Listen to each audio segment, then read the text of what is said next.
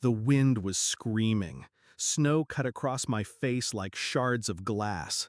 My hands were numb around the rope, my body dangling over a sheer drop. "Kevin, pull!" I shouted over the blizzard. His silhouette loomed above me, my anchor, my best friend. His face should have been tense, focused. Instead, he was smirking. "It's time to say goodbye," he said. Then came the flash of steel. "Kevin, no!" I begged, my voice swallowed by the storm. The rope went slack. I fell. White swallowed me whole. A deep pocket of snow broke my landing, but pain exploded in my leg. A sickening crack. My scream was lost in the wind. The sky above was already closing, flakes falling heavier, faster. Somewhere, buried in the howl of the storm, the sound of Kevin's boots crunching away. It took minutes to realize I wasn't dead, hours to realize he wanted me to be. Kevin wasn't just my climbing partner, he was my oldest friend. We had trusted each other on ridges that could kill with one slip.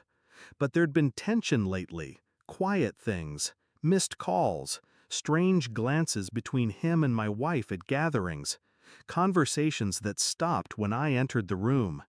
I'd buried my doubts, told myself I was imagining it. Now, lying broken in the snow, every moment replayed in cold clarity. He had been smiling when he cut me loose. That wasn't survival instinct, that was intent. A man doesn't kill for no reason, so what was his? The storm didn't care about my questions. It clawed at my exposed skin, trying to finish what Kevin started. I checked my pack, half-frozen water, an energy bar, my radio. I called for help. Static. Then a voice. "Dad, hold on, I'm coming for you." My son, miles away in base camp. His voice shook, but not from the cold. I didn't tell him about Kevin, not yet. Truth is a weapon you only draw when you're ready to strike. Hours crawled. Pain became a rhythm, a dull drumbeat in my leg. My mind worked faster than my body, turning over every memory, every sign I'd missed. 2 weeks ago, my wife had been at the market when I saw Kevin's truck pass my street. A month before, he'd canceled a climb, claiming sickness, but posted pictures from a different summit the same day. I had ignored it all, because you don't suspect the man who once pulled you up from a near-fatal fall. Until he decides not to. By the time my son reached me, night had fallen. He built a small windbreak, gave me his jacket, and got me on the sled. Halfway down the slope, he said it quietly. "Dad, I saw Kevin. He came into camp without you, told everyone you'd slipped, that you were gone. Gone. Erased." The words didn't hurt. They confirmed what I'd already known. When we reached the base lodge, I kept my silence. Let Kevin laugh, tell his story. The others clapped him on the back for making it down alive. His eyes met mine once across the room. He froze for just a second, long enough to know I'd survived. I didn't shout, didn't accuse.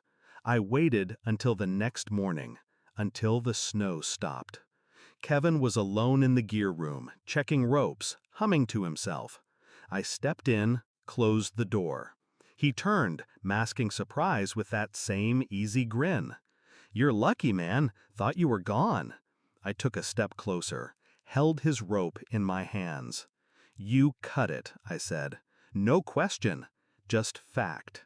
His grin faltered. It was fraying. I let the rope drop to the floor. "Don't insult me." He opened his mouth, but I cut him off.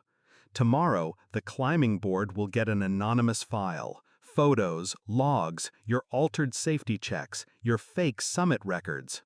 And the conversations you've been having with my wife." His eyes widened. "She talked," I said. "People always talk when they think you're dead."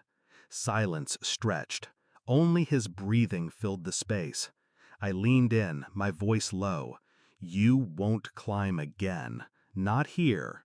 Not anywhere. Then I walked out. I left the mountain that day.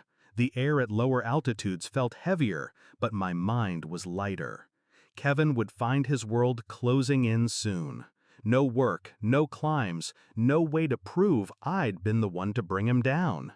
My wife didn't ask questions when I came home. She knew I knew.